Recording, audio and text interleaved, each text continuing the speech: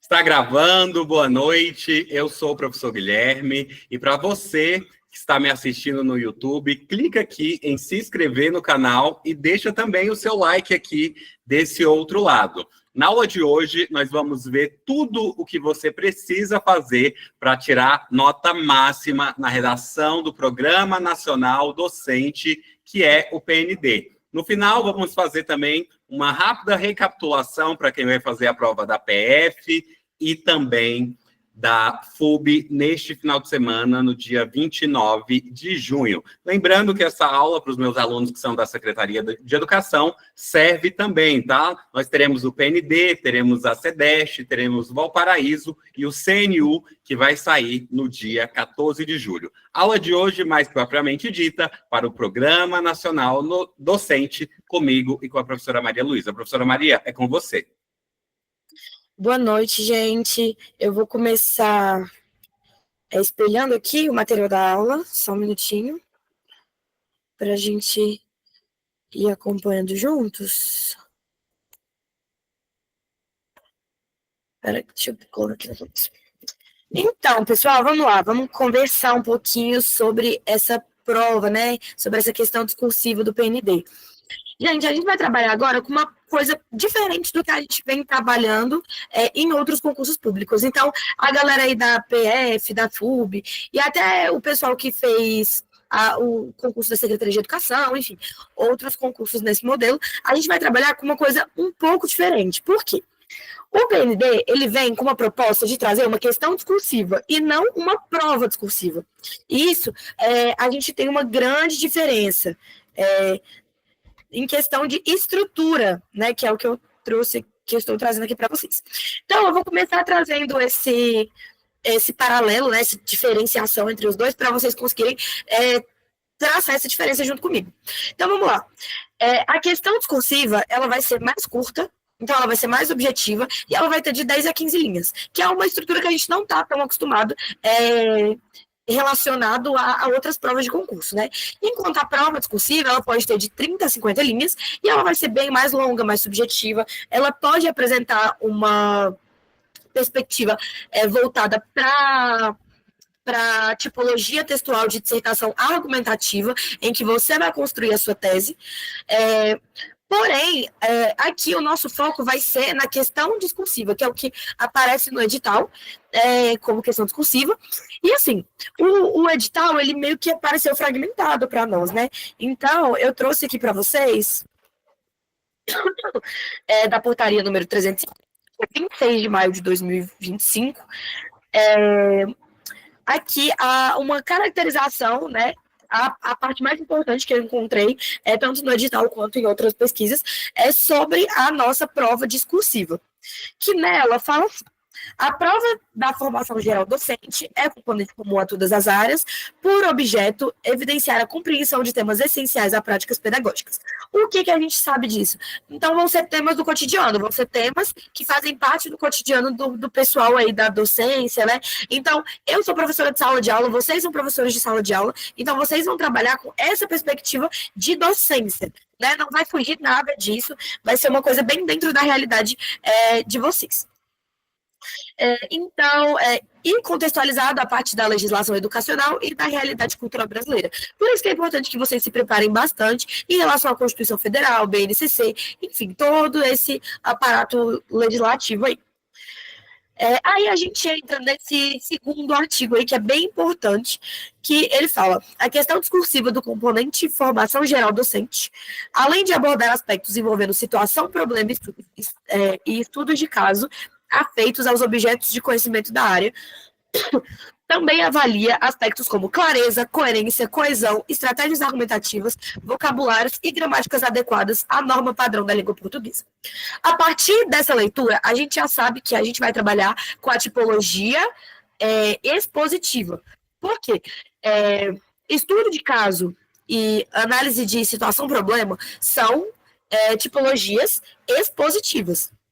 Então, a gente já parte desse pressuposto aí. Então, traz uma certa facilidade, né, para nós, para quem for fazer a prova, porque a gente vai ter uma perspectiva bem mais objetiva da prova, vai ser uma coisa bem mais voltada para para as questões de vivências pessoais dentro de sala de aula, a nossa legislação e tudo mais, e é voltado para uma análise de tópicos já dispostos pela banca. Então, não vai ter o processo de criação de tese e a construção de uma conclusão.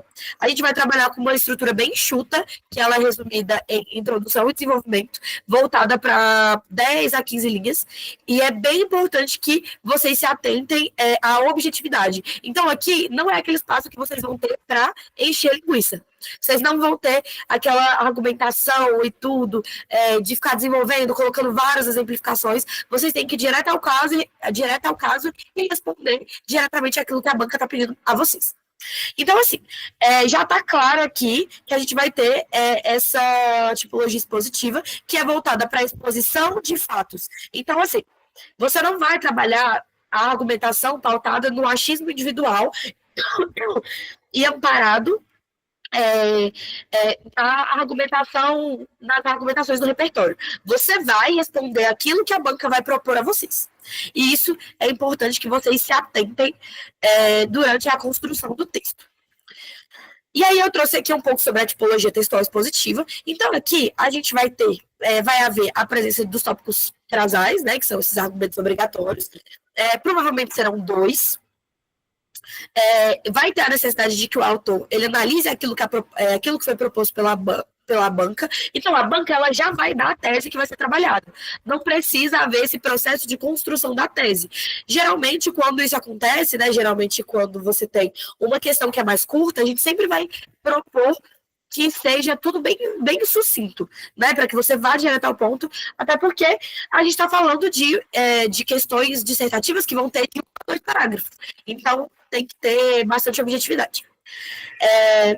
Vão ser voltadas para as situações corriqueiras do dia a dia, da realidade dos pedagogos, né, e da docência no geral, e não vai defender nenhuma tese, né, como eu já falei para vocês. E aí, a gente entra em alguns conceitos que são super importantes. Que o primeiro é o tema, então o tema vai ser apresentado pela banca, né? Ele vai trazer a problemática, tanto no estudo de caso quanto na situação problema. Então vão ser assuntos específicos dados pela banca para a realização da dissertação.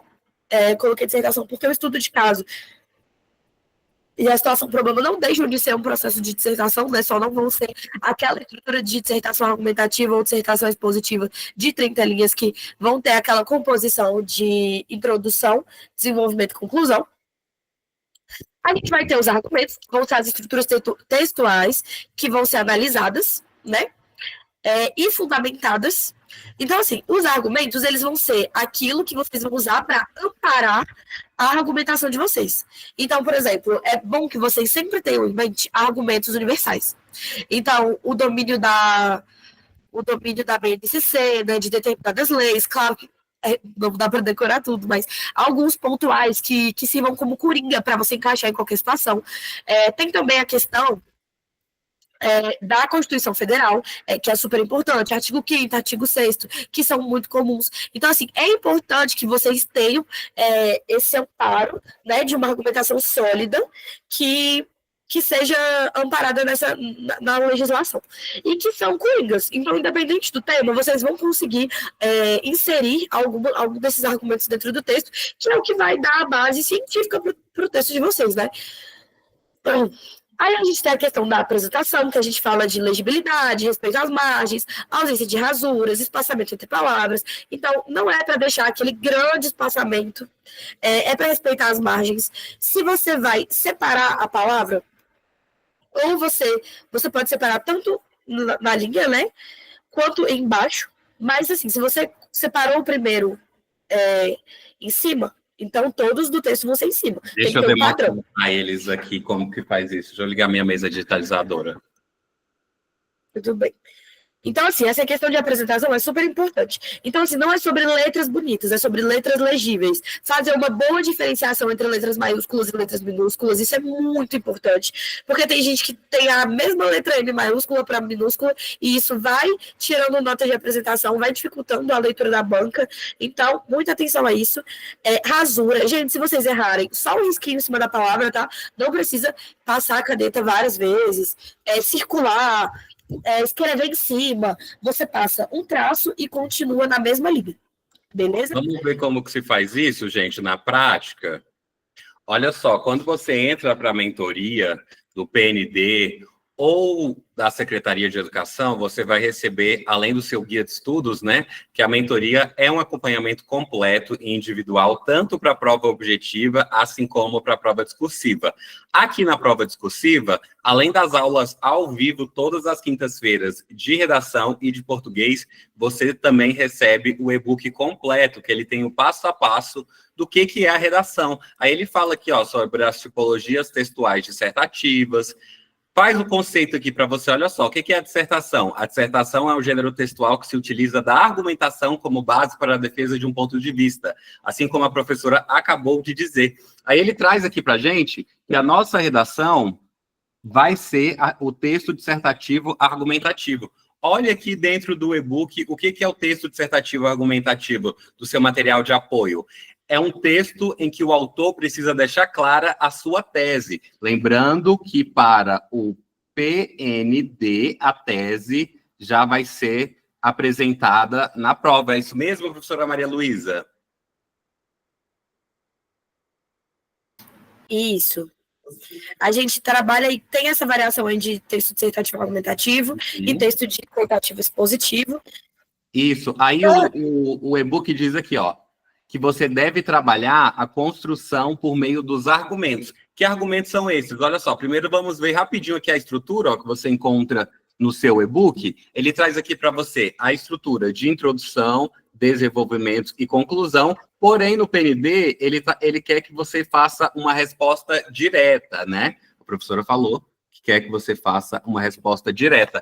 Então, o que você vai fazer? Olha só, nós temos aqui os temas, ó. Por exemplo, temos aqui esse tema. A legalização do homeschooling no Brasil. Ao invés de você fazer uma introdução, você vai responder diretamente esses argumentos, ó. Argumento 1. Disposições legais da legalização da educação brasileira sobre homeschooling. Mas tem que apresentar o tema antes. Isso. Qual é o tema? A legalização do homeschooling no Distrito Federal. Quais são os argumentos? Aqui, ó, 3 argumentos. Eu vou escrever aqui. Argumentos. Nós vamos ver como faz a construção dessa redação na próxima aula, tá? Argumentos ou tópicos frasais, tá? Pode vir assim também como tópicos frasais. Olha só aqui, ó, o outro. A militarização das escolas no Brasil. Temos aqui os seus argumentos, ou pode ser chamado também de tópico frasal. Como nós estávamos falando agora há pouco aqui na aula sobre essa parte microestrutural da redação, nós temos aqui, olha só, a folha de resposta para você. Então, como a professora falou, ó, se você errar uma palavra, vamos colocar aqui, por exemplo, a palavra apresentação, e você escreveu com Z, apresentação. Não tem como apagar? Você vai colocar um risco aqui e vai escrever novamente na frente. A apresentação. Já a translineação, olha só, o que você vai fazer? Ou você vai colocar aqui, ó, a apresentação assim, ou você tem a opção de fazer a translineação assim também, ó. Apresentação. Ficou claro? Ficou claro essa questão da translineação? Perfeito. Professora, vamos continuar? Vamos sim. Então, gente, voltando aqui para os conceitos importantes, né? A gente tem essa questão da apresentação, né, que tem a ver com a legibilidade, respeito às margens, ausência de rasura, espaçamento entre palavras, tudo isso que o professor Guilherme mostrou aí para vocês. Aí a gente entra na questão de repertório, que nada mais é do que essas informações externas que são relevantes para o autor incorporar e enriquecer a argumentação. Então, assim, quando a gente fala sobre uma dissertação argumentativa, então, esse repertório ele vai servir para embasar a tese que você criou. Porém, quando a gente fala sobre uma questão discursiva, voltada para tipologia expositiva, a gente vai trazer um repertório que traga um amparo para você responder a pergunta, responder o questionamento que foi dado pela banca. Então, a tese, ela já vem dada a vocês na prova, né? Isso vai ficar mais claro quando a gente chegar nos exemplos, que eu trouxe aqui 2 exemplos, tanto de estudo de caso quanto de situação-problema, para que a gente possa analisar. Mas, assim, o repertório vai ser esse conjunto de informações externas que vocês vão ter, que vocês estudam, que vocês se preparam antes da prova, para levar, para que vocês tenham um domínio acerca do conteúdo. Então, por exemplo, se a gente está falando sobre uma problemática que a dificuldade de um aluno de conseguir adquirir conhecimento. Então, por exemplo, a gente tem um aluno que ele não consegue aprender o som do R. Aí a gente tem essa situação. Como que a gente vai resolver a situação de um aluno que não consegue aprender o som do R, né? Ele não consegue colocar o R nas palavras, enfim, ele não consegue. Então, qual é a metodologia que vai ser usada pelo professor? Como ele vai chegar no diagnóstico? Qual é a problemática? Quais são os métodos de resolução possíveis? E para tudo isso, vocês precisam ter domínio da BNCC, vocês precisam ter domínio de todo o aparato que vocês estudam a vida toda para colocar em prática dentro da docência.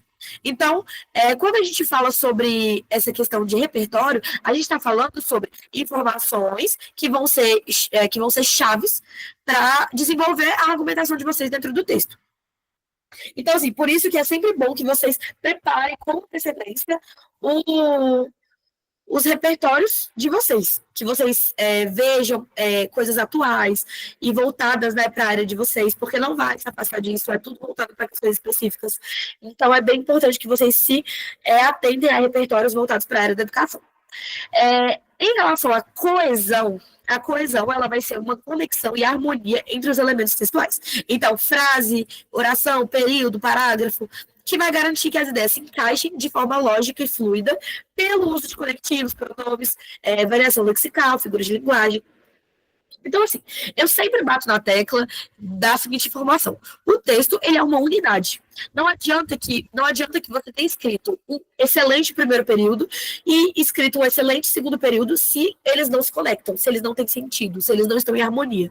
Então, esse processo coesivo, que são essas figuras de linguagem, os conectivos, os pronomes, a variação lexical, tudo isso é o que une o texto como unidade, de fato, para que você tenha uma estrutura que seja fácil de ler, fácil de entender, que a banca não entenda com ambiguidade. Então, assim, é bem importante que esse processo coesivo seja respeitado. Então, assim, o uso de conectivos, então é bom estudar o uso das conjunções, dos pronomes, enfim, das preposições. Todos esses conectivos, no geral, são super importantes, porque essa união do texto, essa junção de uma ideia à outra, sem trazer oposição entre as ideias, mas sim esse sentido unitário de informações complementares, isso é o essencial para a construção textual, para que você tenha um excelente domínio coesivo.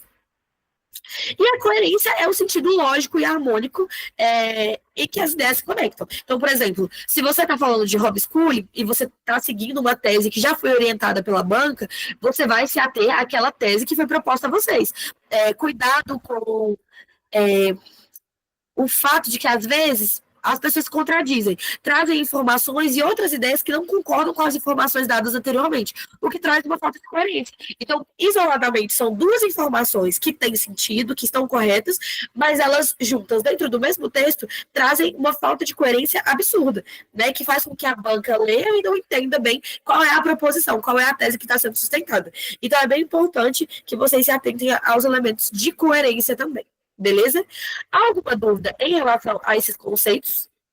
Ou a gente já pode ir para questões mais específicas da prova? Então, vamos lá. Quando a gente fala sobre estudo de caso, que é uma das possibilidades, né, que a gente viu lá no edital, a gente vai ter o que? Ele vai ser o que permite uma compreensão profunda de um caso específico, fornecendo informações valiosas sobre como e por que algo acontece.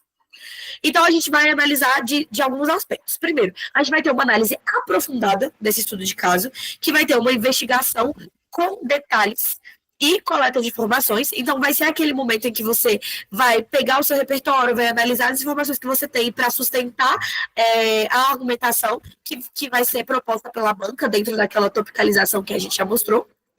A gente vai ter o contexto real, que é onde o fenômeno em estudo está acontecendo. Então, por exemplo, se vai ser na escola, se é uma coisa voltada para a educação domiciliar, enfim, é esse espaço em que essa situação está acontecendo.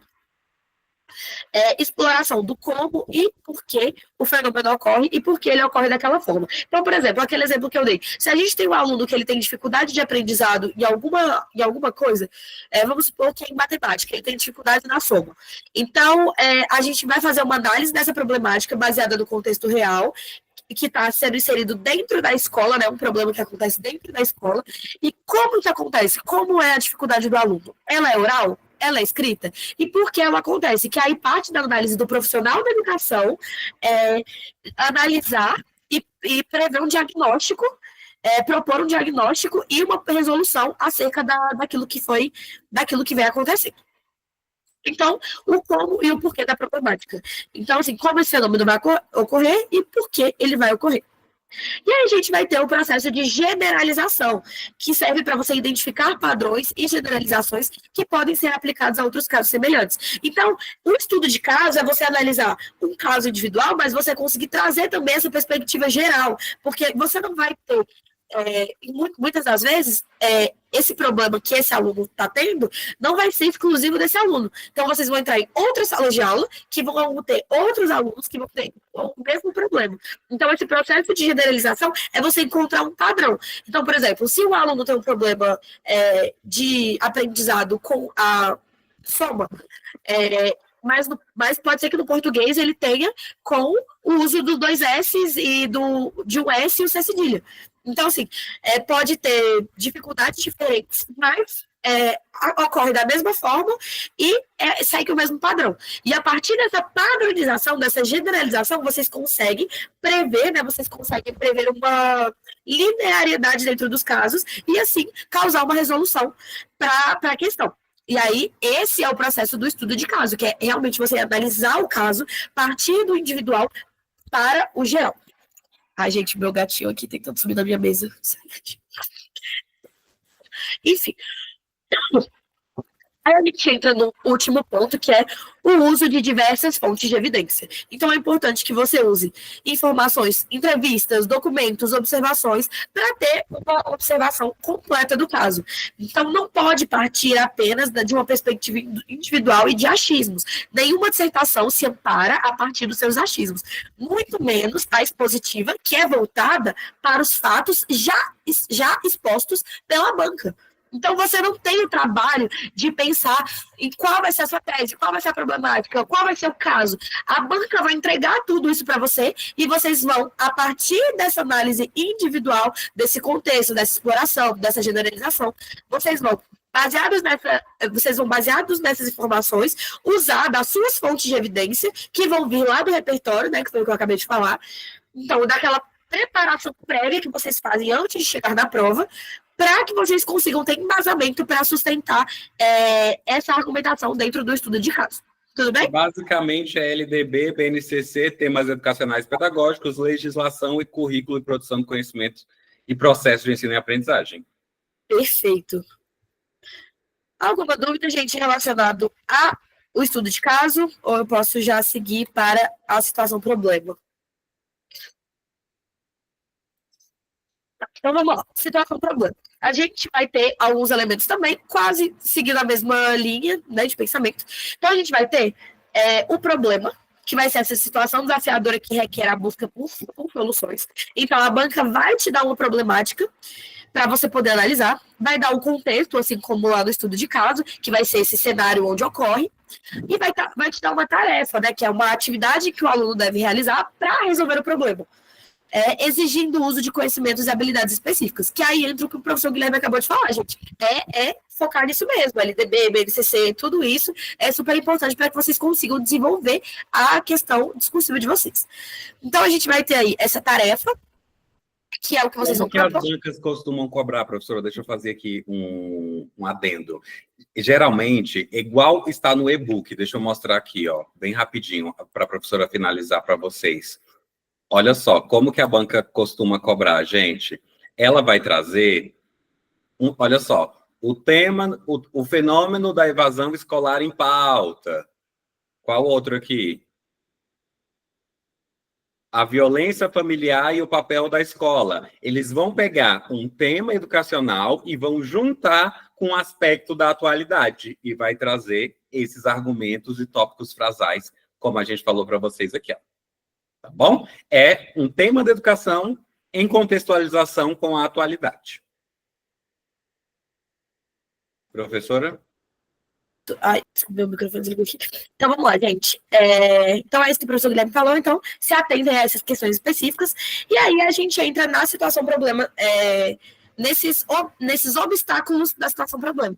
E vão ser os elementos que vão dificultar a resolução da tarefa, incentivando a reflexão e a busca por novas estratégias. Então, por exemplo, se a gente tem a proposta, né, de uma atividade, de um aluno de escrever um texto, escrever uma crônica, né, o aluno tem que escrever uma crônica, qual é o obstáculo? É que ele não consegue entender o conceito da crônica, não consegue organizar os personagens, não consegue organizar o espaço, o ambiente. Então, assim, você vai trazendo essas proposições de quais são os obstáculos que impedem que o aluno consiga resolver a tarefa que foi apresentada. E aí, a partir disso, a gente entra no processo de aprendizagem, que é o conhecimento adquirido ao superar os obstáculos para resolver o problema. E isso serve tanto para o aluno quanto para o professor, porque o aluno teve que superar os obstáculos para conseguir resolver a atividade que foi dada pelo docente, e o professor teve que desenvolver toda essa estratégia para conseguir fazer com que o aluno conseguisse desenvolver. Então, esse processo de aprendizagem, ele é mútuo, né? Para nós que trabalhamos na área da educação, a gente sabe que é uma via de mão dupla. Então, a gente ensina e a gente aprende. E tudo isso faz parte da composição da situação problema. Tudo bem? Então, seguindo aqui, a gente vai ter a estrutura da questão. Então, a estrutura geral que eu trouxe para vocês, né, vai ser essa. Então, a gente vai ter uma questão que vai ter entre 10 e 15 linhas, então vai ser um texto menor, com no máximo 2 parágrafos, por isso que a gente vai ter esse parágrafo aí de introdução e de desenvolvimento, mas a gente não vai ter aquele parágrafo só voltado para a conclusão, né? A gente vai concluir já no desenvolvimento, até porque, por ser uma questão mais objetiva, você responde e pronto. Né? Você não precisa fazer uma síntese e tudo. Você vai lá, responde a questão e é isso. A gente vai ter a divisão feita com introdução e desenvolvimento, como eu disse. E assim, cada tópico frasal ou argumento deve ser explicado em um período na ordem solicitada pela banca. Então, assim, gente, não vamos dificultar as coisas. A banca vai perguntar para vocês e vocês vão responder na ordem que ela perguntou. É isso. Vai trazer o problema, o estudo de caso. Tópico 1, tópico 2, vai lá e responde. Parágrafo 1, apresenta o tópico 1, parágrafo 2, apresenta o tópico 2. A gente vai ter essa estrutura aí de 10 linhas. Na estrutura de 10 linhas, a gente vai ter um parágrafo que vai ter uma introdução, onde você vai apresentar o tema no primeiro período, e o desenvolvimento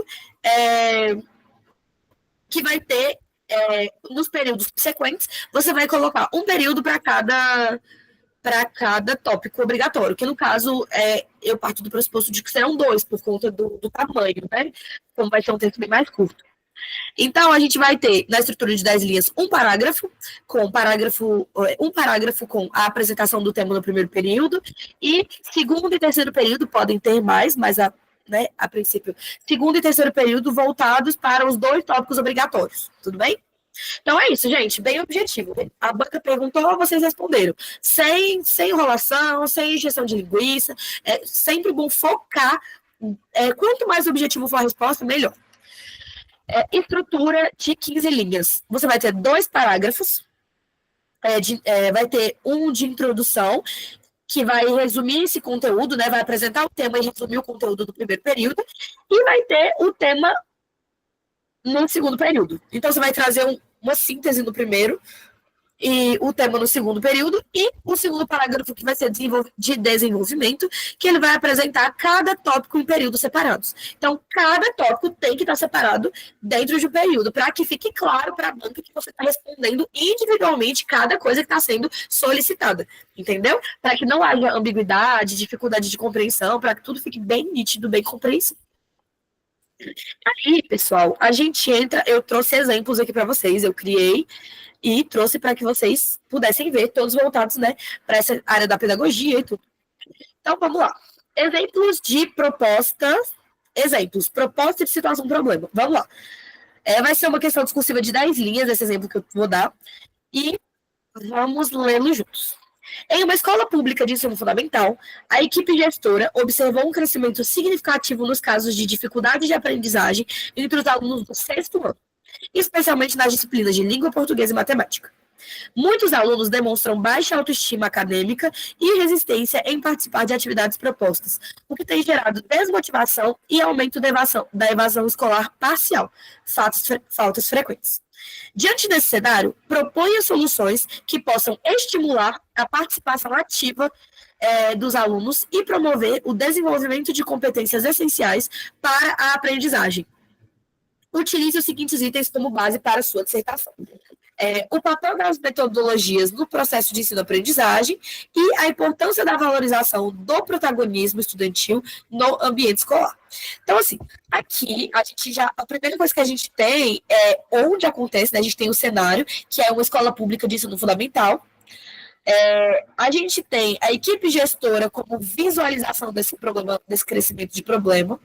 A gente tem o público, que é os estudantes do sexto ano, voltados para dificuldades em língua portuguesa e matemática. E aí aqui contextualiza um pouco, baixa autoestima, traz a problemática, que é a evasão escolar parcial, que é consequência, né, dessa desmotivação do corpo docente. E aí aqui a gente tem a proposta, né, a gente tem a proposta de fato, que é diante desse cenário, propõe soluções que possam estimular a participação ativa dos alunos e promover o desenvolvimento de competências essenciais para a aprendizagem. Então, aqui está o nosso tema, aqui está a nossa problemática. E aqui estão os nossos tópicos obrigatórios. Aí, eu já trouxe aqui, né, respondido, para que vocês possam ter uma noção. Ficou com 10 linhas, tá? Aqui a fonte está um pouco maior, mas tem 10 linhas. E aí, vamos ler juntos, e aí eu vou mostrando para vocês onde estão cada coisa. A crescente dificuldade de aprendizagem entre os alunos de sexto ano exige intervenções pedagógicas eficazes e motivadoras. Então, a gente já apresentou a problemática aqui, a gente já apresentou o tema, que é essa dificuldade de aprendizagem entre os alunos do sexto ano. Nesse contexto, o uso de metodologias ativas, como, gente, falou de metodologias ativas, aí a gente já está trazendo referências, né, tanto da LDB quanto da BNCC, então, muita atenção a isso. Então, metodologias ativas como aprendizagem baseada em projetos e sala de aula invertida. Pode tornar o estudante protagonista do próprio processo, estimulando o engajamento. Aí a gente entra no terceiro período, que aí a gente, aqui, quando a gente fala nesse contexto, uso de metodologias ativas, a gente tem, a gente já tem o tópico 1. Porque o primeiro tópico é o papel das metodologias ativas no processo de ensino-aprendizagem. Então, a gente já está mencionando ele aqui. Então, a gente vai ter o uso de metodologias ativas, com aprendizagem baseada em projetos de sala de aula invertida, pode tornar o estudante protagonista do próprio processo, estimulando o engajamento. Então, aqui, a gente já tem a resposta para o tópico 1, que a gente já está falando sobre essa questão da aprendizagem ativa. Aí, aqui, a gente continua. Ao envolver os discentes em práticas colaborativas e contextualizadas, é possível promover o desenvolvimento de competências essenciais, como pensamento crítico e resolução de problemas. Então, aqui a gente já começa a falar sobre o protagonismo, né? Então, a gente termina falando, além disso, valorizar o protagonismo estudantil, por meio da escuta ativa e da participação nas decisões escolares, fortalece a autoestima e o vínculo com o ambiente educativo. Essas estratégias contribuem não apenas para a melhoria do desempenho acadêmico, mas também para a permanência do aluno na escola. Então, assim, aqui Nesse contexto, até problemas, a gente tem 2 períodos. Vou colocar aqui de outra cor para vocês. Ó, essa parte aqui toda, fica claro para vocês que a gente tem o primeiro tópico. Então, a gente está trabalhando aqui a questão das metodologias ativas. Então, aqui a gente tem o tópico 1. Aqui, a partir do além disso, a gente já vai ter o tópico 2. Então, além de valorizar o protagonismo estudantil, então, assim, a gente já respondeu as questões de maneira bem clara e objetiva. Enquanto aqui, no primeiro, a gente apresenta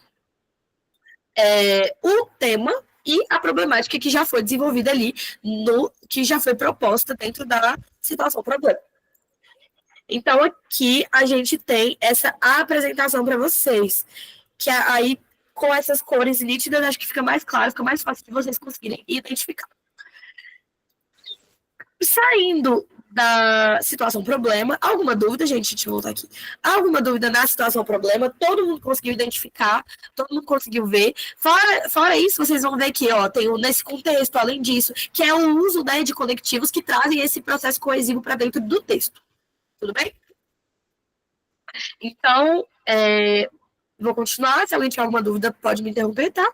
Só levantar a mãozinha. Mas aí vamos para o estudo de caso. O estudo de caso, ele está aqui presente para vocês. Gente, só um minutinho. Aqui, a gente tem o estudo de caso, um exemplo da proposta do estudo de caso, né? Aqui. Não se esqueçam que está aqui todas as definições, que tem que ter análise aprofundada, contexto real, exploração, nananana. Indo para a prática do estudo de caso, eu trouxe aí essa proposta, acho que ficou um pouco pequena, eu vou dar uma aumentadinha aqui para vocês. Acho que se eu botar no 15 já... Porque no 16 ficou meio grande. Vou botar no 15 aqui para ficar mais fácil. Então, vamos lá, vamos ler juntos esse estudo de caso. Na Escola Comunitária Nova Esperança... Eita! Calma, isso. Na Escola Comunitária Nova Esperança, professores do 3º ano do ensino fundamental notaram um baixo engajamento dos estudantes durante atividades em grupo e dificuldades na resolução de conflitos interpessoais. Muitos alunos demonstravam comportamentos individualistas, pouca escutativa e resistência em colaborar com os colegas. Após as reuniões pedagógicas, a equipe identificou que as práticas escolares priorizavam atividades individuais e competitivas, com raras oportunidades para o exercício da convivência e do trabalho em equipe. Como resposta, foi proposta a implementação de estratégias pedagógicas voltadas à educação socioemocional, integradas ao currículo por meio de projetos coletivos e rodas de conversa. Considerando esse estudo de caso, elabore um texto expositivo com no mínimo 10 linhas, discutindo os desafios e os potenciais dessas práticas para a formação integral dos estudantes. Utilize os tópicos frasais abaixo para desenvolver sua resposta. Então, a gente tem os seguintes tópicos. Primeiro, a relevância das habilidades socioemocionais no ambiente escolar. E o segundo é o papel das práticas colaborativas na construção de uma aprendizagem significativa. Então, vamos partir logo para o exemplo, para a gente conseguir identificar todas essas partes. Vamos lá. No exemplo, a formação integral do estudante exige que o ambiente escolar vá além do ensino de conteúdos, promovendo também o desenvolvimento de habilidades emocionais. Então, aqui a gente já tem uma apresentação. Calma, gente, que eu não estou conseguindo. A gente tem uma apresentação do tema inicial, né? Porque a gente já tem a problemática que foi dada lá, que é o fato de que os alunos não estão tendo facilidades em fazer projetos em grupo e tudo. Então, assim, a diferença do estudo de caso para a situação problema já está ficando nítida, porque, por exemplo, aqui, para eles chegarem nesse estudo de caso, eles já passaram pela situação problema. Então, a situação problema desse estudo de caso foi o quê? Foi o fato de que os professores viram que os alunos estavam tendo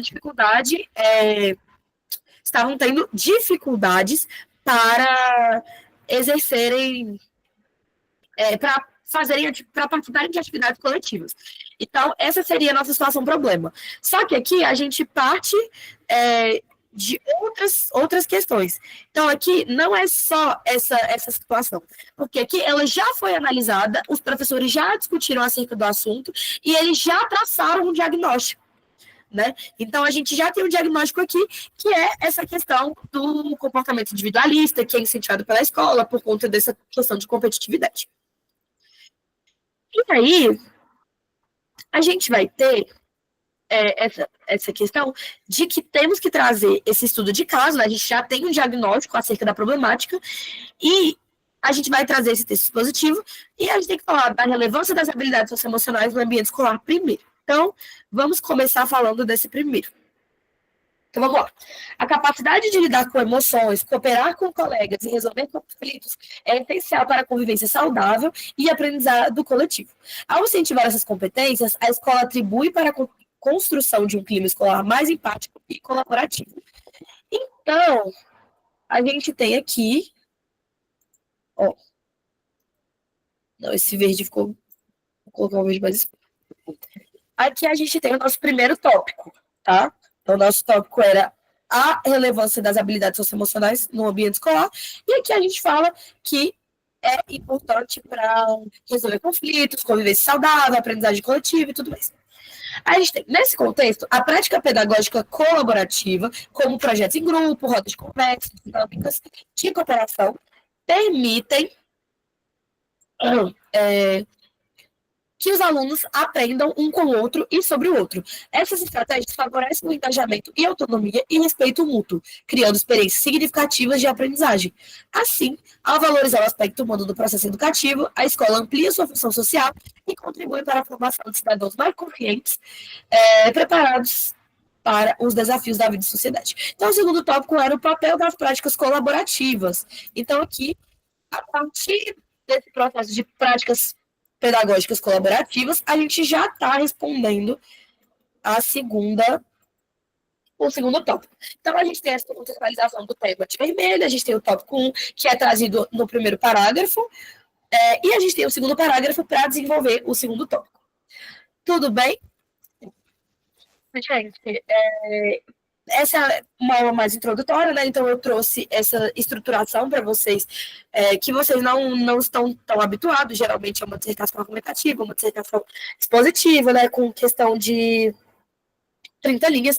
Existem outras possibilidades textuais que a gente vai trabalhar durante o curso, mas eu quis começar com essas, né? Que são as que estão expostas no edital, para que a gente começasse esse processo de desenvolver essa ideia de construir um texto mais sucinto e mais objetivo. Então, a gente vai sair desse hábito que a gente tem desde a escola de encheção de linguiça, e a gente vai focar e responder de maneira bem objetiva aquilo que foi proposto pela banca. Tudo bem? Gente, alguma dúvida? Perfeita, inclusive eu gostei da aula de hoje, foi ótima. Gente, então vamos recapitular aqui, olha só, para quem ficou até o final dessa aula e está assistindo essa aula gravada aqui no meu canal do YouTube, não se esqueça, perdão, de se inscrever e de deixar o like. Vamos ser objetivo aqui, deixa eu jogar o slide aqui. A mentoria do PND, assim como a mentoria da Secretaria de Educação, do CNU, que vai sair edital no dia 14 de julho, do Valparaíso e das sedes DF, é um acompanhamento completo e individual até o dia da prova, em que você vai receber todo o material em videoaula, PDF, resumos e mapas mentais, tanto para a prova objetiva, assim como para a prova discursiva. Temos os simulados todos os dias, o curso de redação que acontece às quintas-feiras, comigo e com a professora Maria Luísa, que é o curso de redação mais o curso de português. Então, esse é mais um bônus dentro da sua mentoria. PND, Secretaria, CDE, CNU, Valparaíso, entre outras. Então, deixa eu colocar aqui, ó. Além disso, você vai receber todo o seu material em relação ao seu guia de estudos da prova objetiva, com as metas diárias, revisões programadas, análise de tudo aquilo que cai na prova em relação às questões. Inclusive, deixa eu jogar o guia de estudos aqui em tela, só para vocês verem rapidinho, ó. Só para vocês verem rapidinho. Jogar aqui o guia de estudos em tela. Olha só. Aqui nós temos o guia de estudos da Secretaria de Educação, tá? Então, você recebe o seu guia de estudos com as metas diárias, as revisões programadas, a análise do que é mais cobrado pela banca em relação às questões da banca Sebrasp, da banca IADES, Quadrix ou da ENAD para o PND, tá? Então, olha só para resumir, todo o material em videoaula, PDF, resumos e mapas mentais, deixa eu ver, colocar aqui certinho, resumos e mapas mentais, os simulados, o curso de redação e o acompanhamento individual e personalizado, todas as terças, quintas e sábados, em que eu irei te ensinar as técnicas de estudos, de revisão, de estudo da legislação, estudo por questões, simulado e redação. Professor Guilherme, e quanto custa esse acompanhamento para quem está vendo aí pelo YouTube, tá? Para quem está vendo aí pelo YouTube, eu vou abrir agora 3 vagas promocionais da promoção de São João, tá? Promoção de São João, 3 vagas promocionais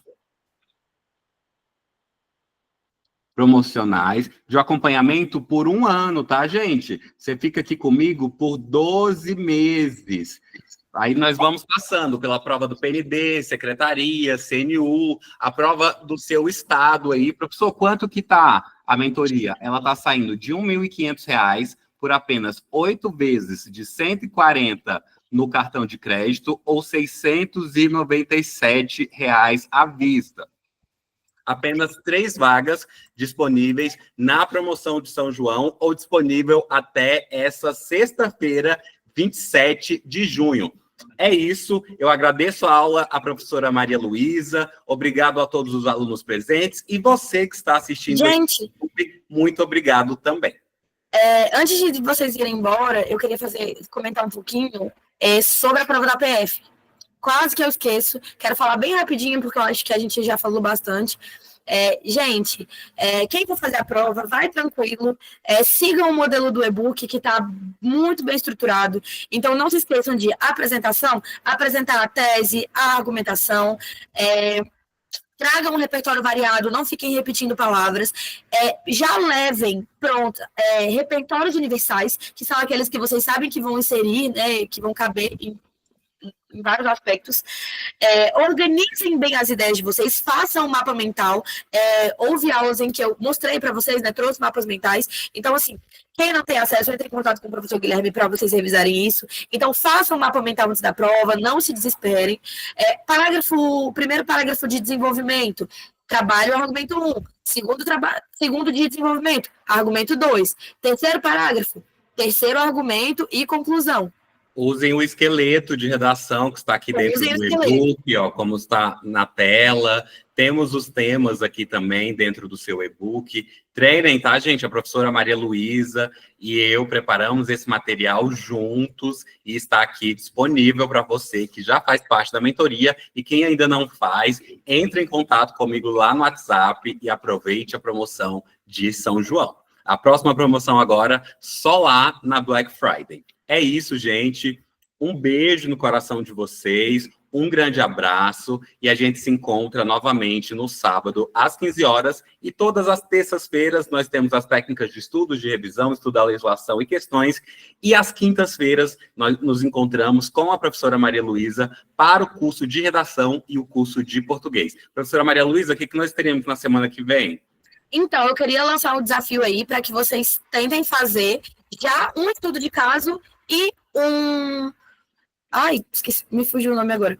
Mas tanto o estudo de caso quanto a situação problema, já desses tópicos que estão aparecendo para vocês no slide. Eu gostaria que vocês já tentassem fazer e trouxessem para a próxima aula, para que a gente consiga trabalhar um pouco mais essa questão de estrutura, de maneira prática. Para a gente trabalhar essa questão de objetividade, de conectivos. Então, assim, eu trago aí essa proposta. Quem conseguir fazer, gente, fazer os dois é como se vocês estivessem fazendo uma redação grande, porque um vai ter 10 linhas, um vai ter 15 linhas, então, assim, não é uma coisa muito trabalhosa, e é importante que vocês já vão se adequando, né, já vão se adaptando a esse modelo de escrita.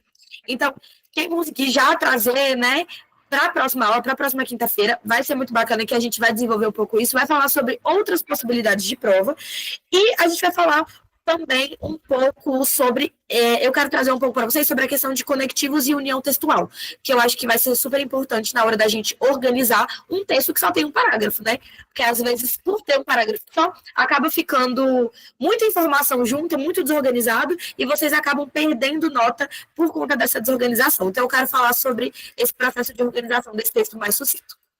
Beleza? Perfeito, muito obrigado, professora Maria Luísa, muito obrigado para você que assistiu a aula online, e muito obrigado para você também que assistiu aqui no canal do YouTube. Eu desejo uma excelente noite. Tchau, tchau.